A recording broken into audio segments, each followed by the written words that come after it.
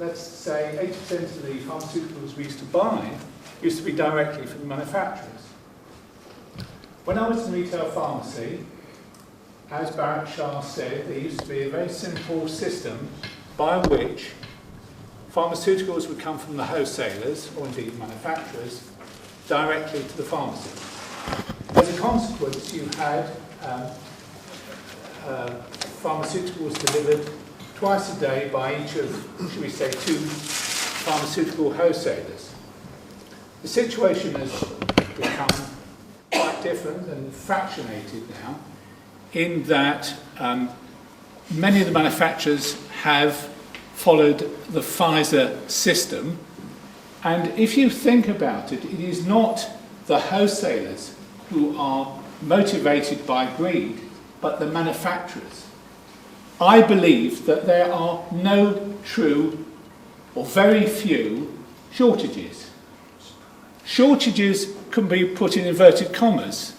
In reality, the amount of stock onto the market is carefully regulated by the manufacturers so that there is insufficient for the demand, and only a small amount of exports triggers an imbalance such that there is insufficient to go round. You don't have to have 200,000 or 20,000 times the demand. You only need a few packets going out and there is insufficient to meet the demand. And quite simply, am I not right in thinking, and perhaps I'm being naive, that the manufacturers just need to increase the manufacture of the product? Nobody's actually concerned about that. They only think about where the product is going. And to my mind, am I not right in thinking that perhaps a life abroad is just as important as a life here? If somebody has cancer, is it not churlish of one to think, well, perhaps somebody in France, Spain, or wherever who needs that drug, and you can get it to them, it's equally moral to do so.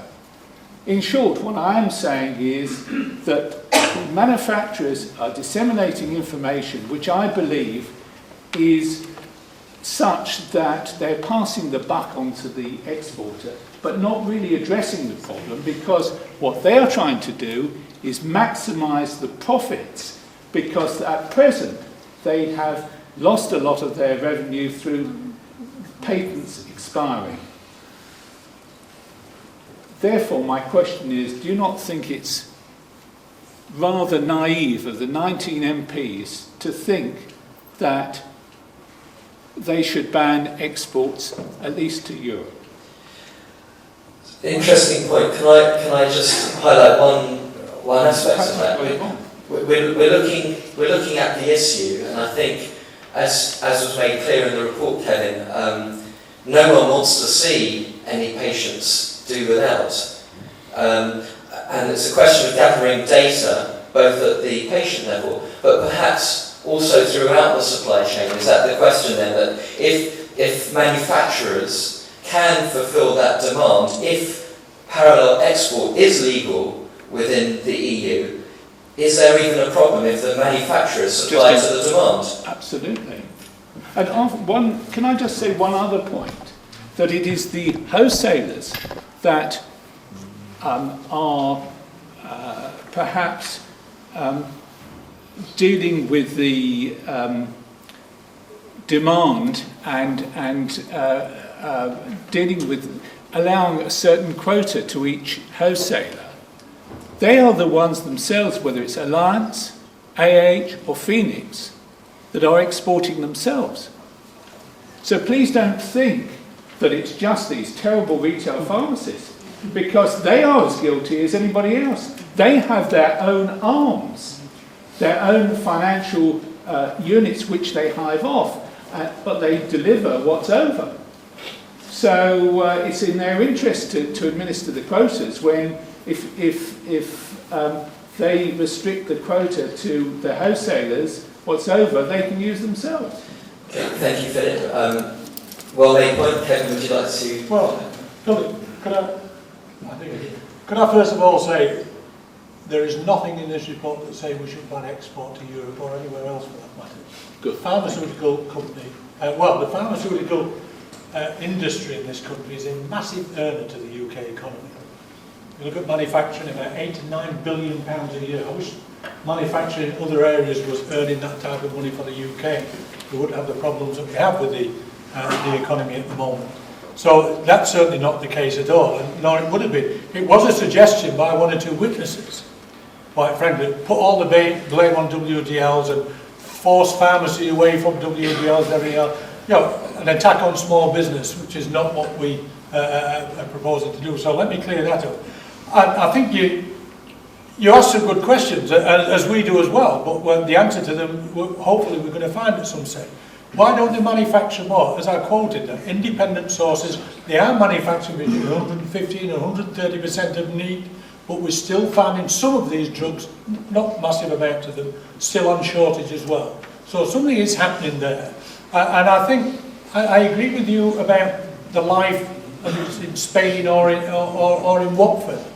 I think the issue has to be is the expectancy that we have in our healthcare system, that the National Health Service, which does get very much involved in the pricing of branded drugs, etc., in the UK through PPRS, that has an obligation, and people, you know, elected like me, feel that there is an obligation, not to not look after people from Spain, but to look after NHS patients.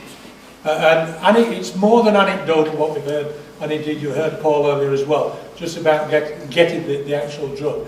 They're out there. If this overproduction, say independent was of NHS needs is true, then it's just a question of distribution. And our view is that in some areas, like quota system, have really not helped in many instances. What we wanted to do was to bring the supply chain into this debate. So there's no single silver bullet answer to this. And some of the issues that you brought up, I've no doubt at all, are quite relevant. You know, direct to manufacturers as well. If I was manufacturing, would you now say, I won't have any stocks of drugs? You know, what you do with buffer stocks that there are at the moment, who holds them? Who measures what's happening in the buffer stock? Nobody, as far as we can see.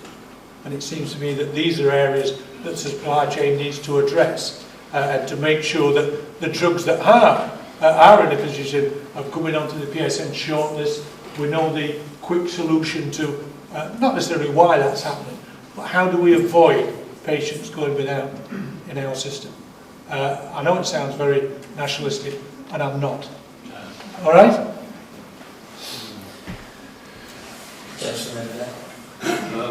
Good afternoon. My name is Arun Narayan. I just think that I'm first of all on the manufacturing side, and secondly, I spent most of my life outside this country. The basic issue of providing healthcare to the UK population is a social need. At the same time, pharmaceuticals, whether wholesalers or manufacturers, is a business, right? And I think there is an issue with trying to blend those two things together, and this issue will always be there because a few years ago products were coming from abroad into the UK, parallel import. Maybe a Spanish patient did not have a product because it was sold in the UK. So now it's the other way around, and tomorrow it may again go the other way around. So trying to say we should either ban exports or ban imports, or manufacturers are trying to make money, of course they are, as are wholesalers and pharmacies and everybody else. So I think to say one side or any side, because they're doing business and trying to make money out of pharmaceuticals, which is probably not a very easy thing for people who are not in the pharmaceutical business to understand. It's more like a social service, is something that all of us should really accept, that we are in business. And if a pharmaceutical company can get more for a product in Spain and less in the UK, it was different, it was vice versa a few years ago, why would they not try? So could I ask Aaron something, if that's okay? Absolutely right, this is a business. So here's the question then. You've got suppliers who don't want to be selling in the cheapest markets more than they need to make and supply. You've got wholesalers who see opportunity to make money, and why not? We're in a free market. Yeah. You've got pharmacists, as you heard from Claire, and Barrett, struggling to make ends meet. They are just trying to survive. There is a problem. What's the solution? Do you have a solution? Well, a few years ago it was different. Before the scheme N came into play, generics were being supplied at very low levels into the supply chain, but the reimbursement levels were the same as branded products. And the generic players were crying at that time when the BGMA and the scheme M came into play. So it's a cycle, and that time one part of the supply chain was suffering. Now it's a different part. So there has to be a balance found. But then saying that what I'm trying to bring out is that saying that one part of the supply chain is trying to make money may sound bad, but that's what they're in it for. They're in it to make money. It's a business. Aaron, I mean, I completely accept that. I wouldn't go down the line of stopping that happening. You know, but as I said earlier, there's an expectancy in our national healthcare system, particularly around pharmacy, that our patients can get the drugs. If it was massively, and if all cancer drugs were sold abroad next month, how would you feel? There'd be people sat in here, if not cancer sufferers themselves, or having cancer sufferers in the family. It would be an outrage. As I said, when we were importing, and massive savings to the National Health Service prior to the exchange rate changes in 2007-8. Under those circumstances, there was no evidence I ever saw, and at that particular time I was on the health committee, and we didn't just deal with domestic health, we often made comparisons with what's happening inside the National Health Service with what's happening in Europe or elsewhere. I saw no evidence come across my screen at all that there was problems with shortages in other parts of the Eurozone that was importing there. That's not an issue for me. This is an issue about distribution. It's not wholly, and we didn't find it was wholly about people exporting because they get more money abroad. Although if I was in business, you know, that's just something you would look at. There were other issues that we found as well, like the quota system, that was creating the problems of shortages of medicines in some areas, and it seems to us that nobody's looked at this in a holistic way. If it is the case that we are producing 150 and 130% more than our needs, then we need to address that our market's being met. You as a taxpayer in this country, and all of us in here as taxpayers in this country, pay the pharmaceutical industry quite large amounts of public money, not directly, but through the PPRS. We pay more for our drugs, as it were, for the National Health Service on the basis of things like GSK R&D at Stevenage. And we do that, and there's an expectancy coming out of that our patients, I would have thought, should get the drugs as well. As I said earlier, it's a great asset to the UK, but we have to pay for it in a sense. As taxpayers, or governments have to pay for it.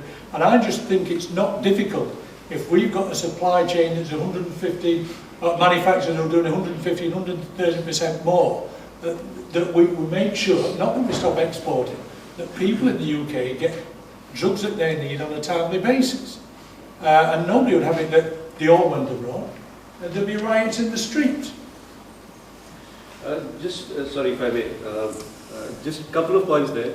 One is, yes, a few years ago, when a lot of products were coming into the UK, countries like Spain, etc., the pharmaceutical companies there did clamp down on supplies again, like they're doing probably in the UK now, because there was too much of parallel export out of those countries.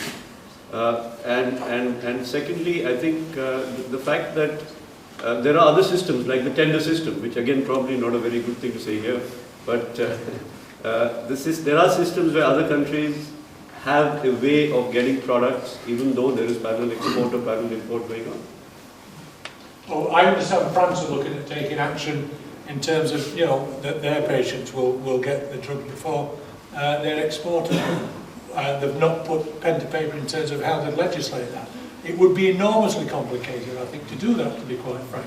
The MHRA could do it through the licensing system, I suppose, but I have to say, it's not an instinct I want to do.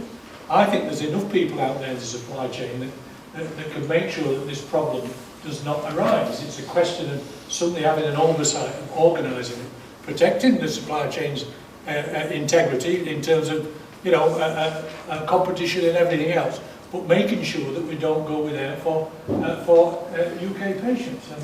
And I don't think that is too difficult. Not everything should be thrown to the market. Shoes I can do without. Kevin, can I ask just something that you just mentioned before, like the GSK getting a lot of money out of the UK taxpayer through PPRS. I know you were saying that there was no ban on exports, and there shouldn't be if products could be exported, but the reports seem to be weighted towards if there's a problem, it's on the export side rather than on the supply side. Shouldn't the quid pro quo be for suppliers like GSK, if they can manufacture more to fulfil demand, because that didn't feature so much in the report. Is it difficult? If it's true, and this was an independent analysis, said that we're overproducing by 15 or 30% more than British needs, if it was 40 or 50% more than British needs, would we still have a situation where there were shortages in some parts of the UK for some patients? And that's really the question that you've got to answer, because just putting more into the marketplace, may not be the answer to that problem. I'm not saying they shouldn't do it. Quite frankly, when Philip first spoke and said that manufacturers by production are sort of regulating the marketplace, as it were. I mean, surely it's in their interest to sell the product, and it's in their interest of a wholesaler to get the best price for it as well. I don't at all think that is wrong, except where we have this medicine shortage situation, or even when it's medicines there, the actual problem of getting medicines to the patient that local pharmacists have and everything else is not yet being tackled. And as I said in my speech, if we can compensate pharmacists in any one year with £12 million because of the known problems that they've got, what could we do with £12 million or a lot less to try and organise the marketplace a bit better so there's no shortages at all in the UK? Kevin Cartwright from the Quartz Pharmacy Group. A couple of things. Barrett, when you talked about the supply chain and you mentioned the direct-to-pharmacy schemes, what you said was that by dispensing branded medication, we actually made a loss. Actually, that's not quite true, because we have a global sum. And if we make a loss on branded medicines, we make it up elsewhere. But the people that lose out, of course, is the government. Because whereas there is 10% or 11% of discount being given by Pfizer, they're only giving 7.5% at the moment. So where's the other 2.5% gone? It's not gone to pharmacists because we're only allowed to make a certain amount of profit. It's actually gone to the manufacturer. And that applies to all of them. Okay, so that's the first thing to mention. That's why they've done the direct-to-pharmacy deals. All the sort of things about counterfeits and all of that, just a smokescreen.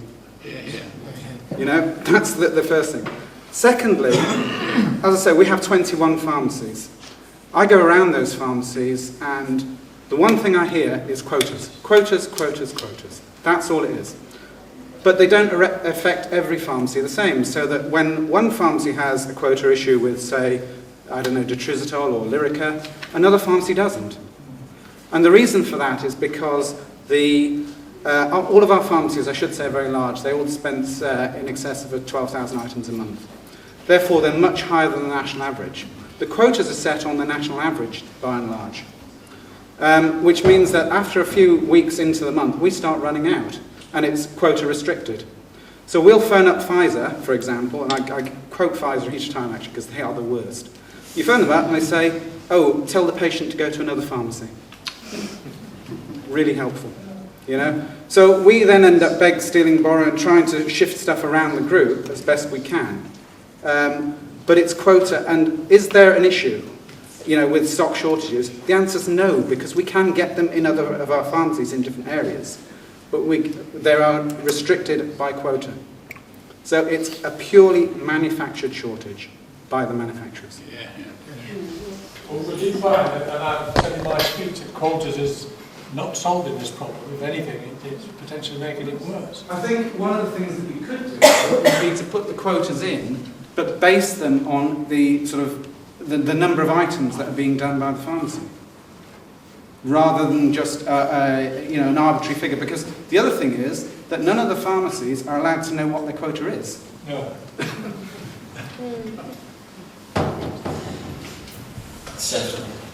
Yeah, sorry. I'm Raj. I'm an independent chemist. I agree with Philip and the gentleman there about the quotas. A number of times I end up bringing up the manufacturers. One of them is a bear company. I said, how come I can only order 1 pack of diabetic strips a month? And he says, Raj, there's nothing to do with us, it's to do with the wholesalers.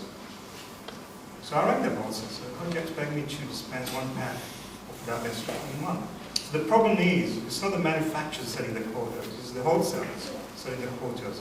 Yet Philip said, gentlemen said, they are the ones also doing wholesaling themselves.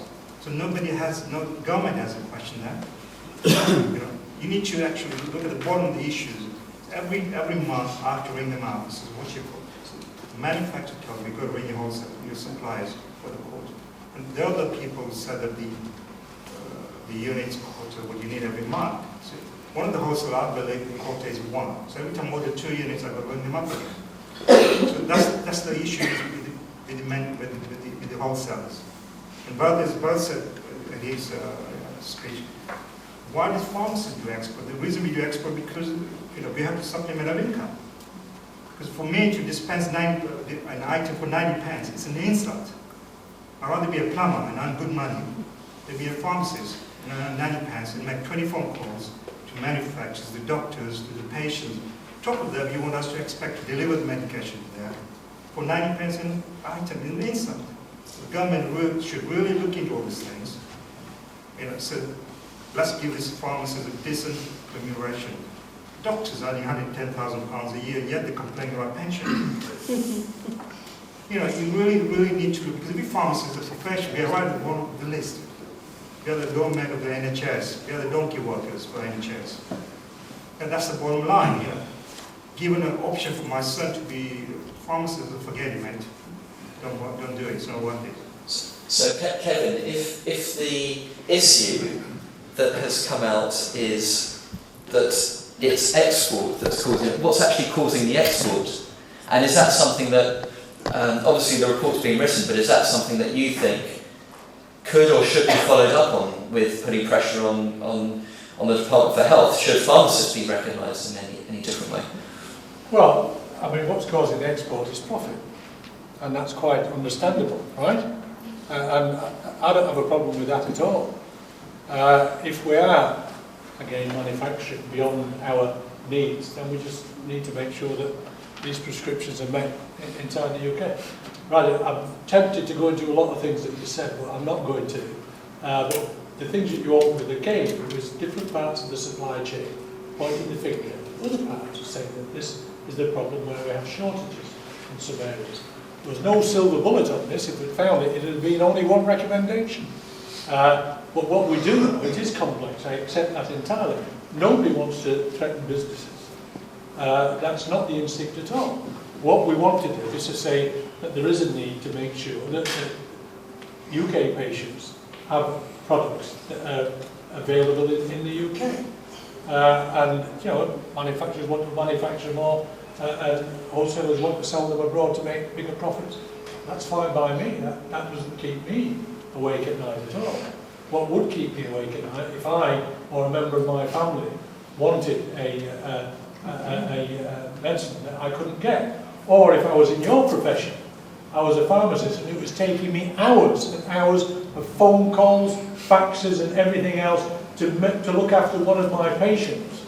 And then when you've done that, the patient comes in and tells you that, we don't think it's very good service that they're getting from you. And the government are quite prepared to put £12 million into compensating you for that, if that's indeed the mechanism that they use in 2010-11 to compensate you for that.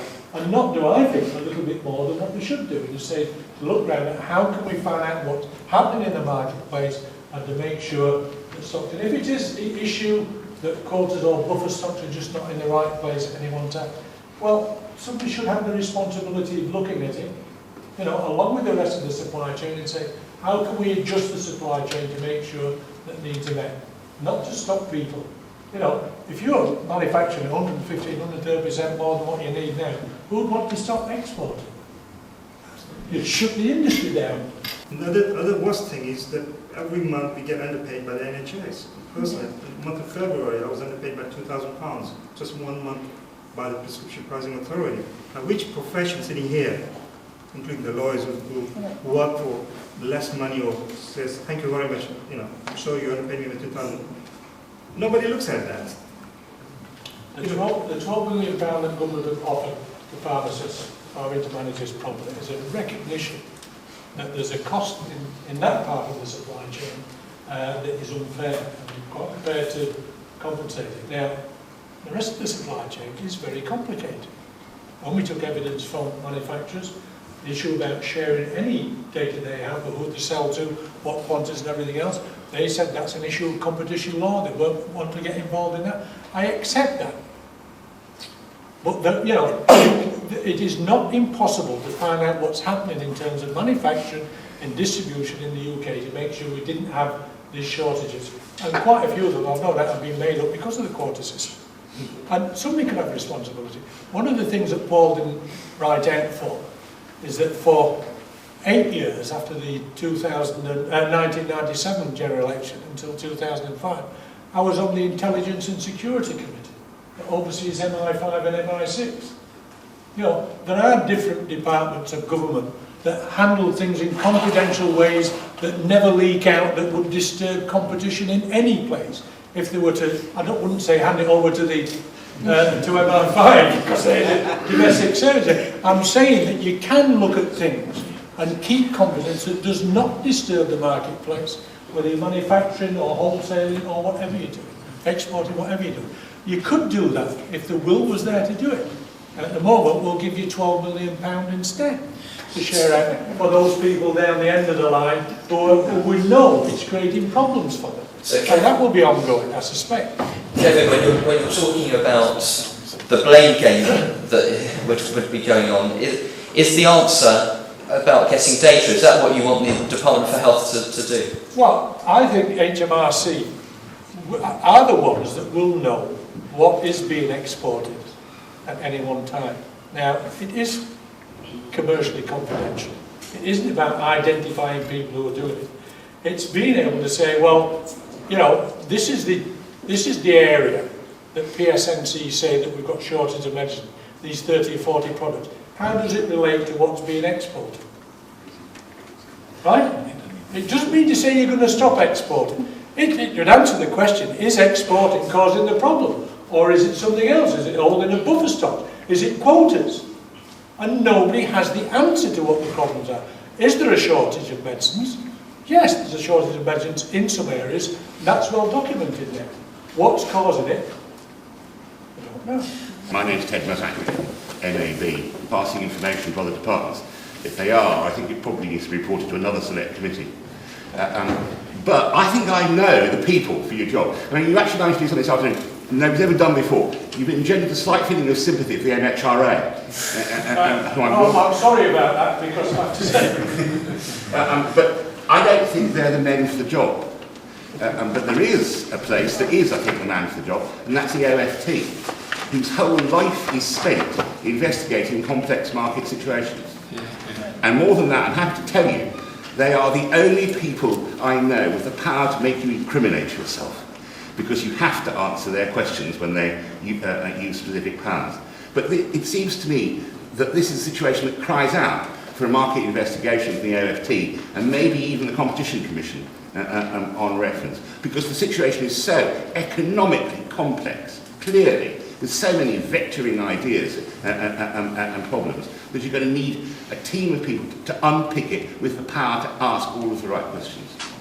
I was just going to ask you, had that occurred before, as nobody suggested the OFT? No, it hasn't, to be quite frank.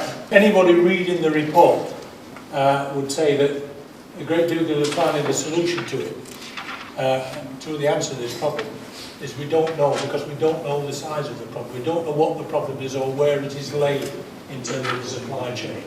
That's a great issue. If we have to believe manufacturers that they're overproducing the UK needs, and why is it we still have these shortages? Is it quotas? Is it buffer stocks and help or whatever reason?